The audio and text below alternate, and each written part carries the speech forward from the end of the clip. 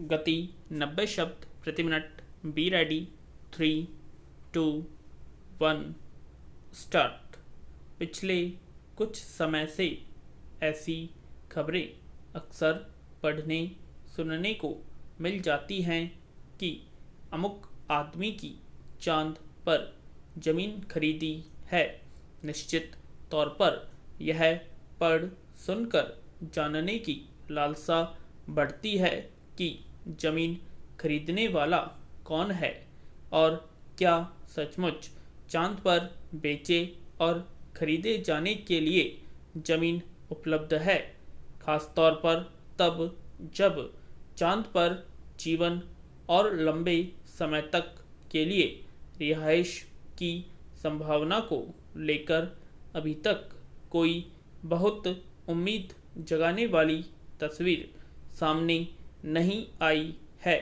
फिर यह भी लगता है कि हो सकता है विज्ञान और अंतरिक्ष की दुनिया ने इतनी प्रगति कर ली हो कि चांद पर जीवन को संभव बनाने में कामयाबी मिल रही हो और अब इस ओर कदम बढ़ाए जा रहे हों। लेकिन फिर दिमाग में यह सवाल आता है कि धरती के वे लोग किस तरह और क्यों सोचते हैं कि उन्हें चांद पर बसना चाहिए।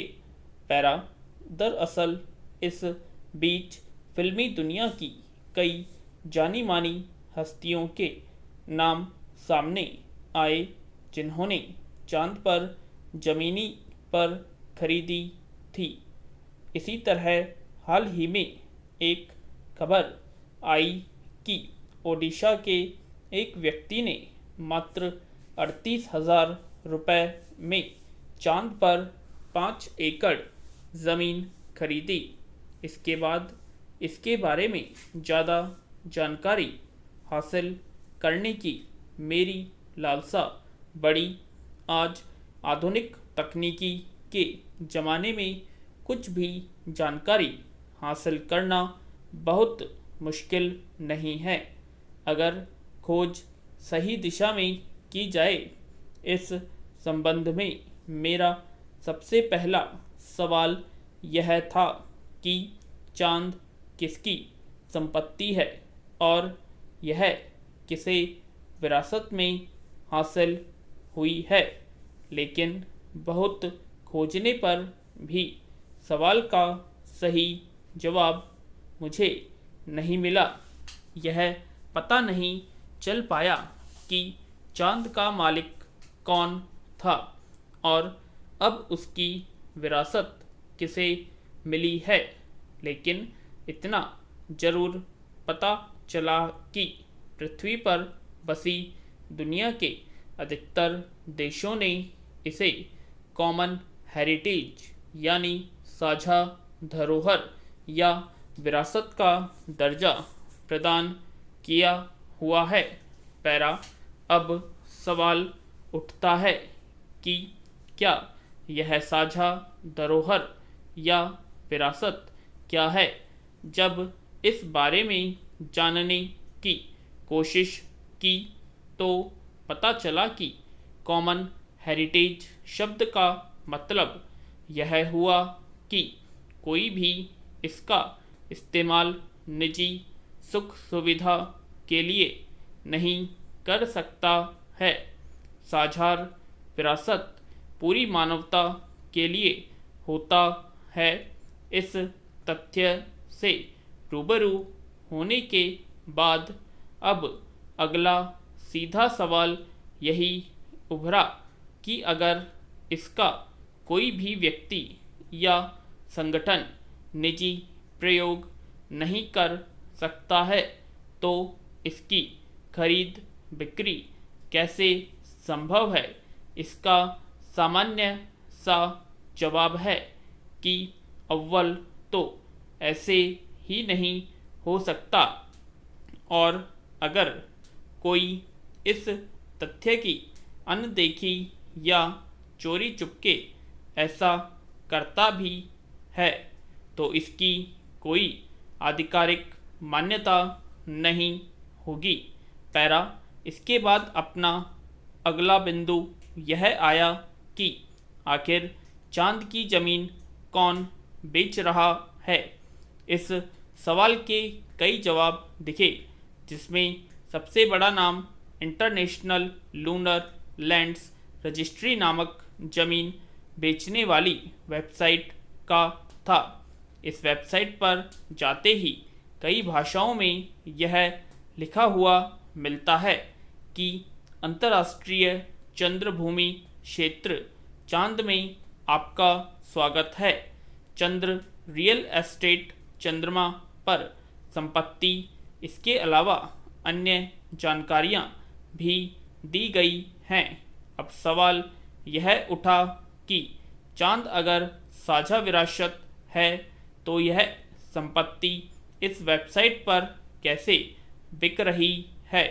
मुझे अब तक इसका सही जवाब नहीं मिल पाया, लेकिन एक जगह वीडियो में दर्ज किया है कि यह वेबसाइट दावा करती है कि कई देशों ने आउटर स्पेस में इसे जमीन बेचने के लिए अधिकृत किया है।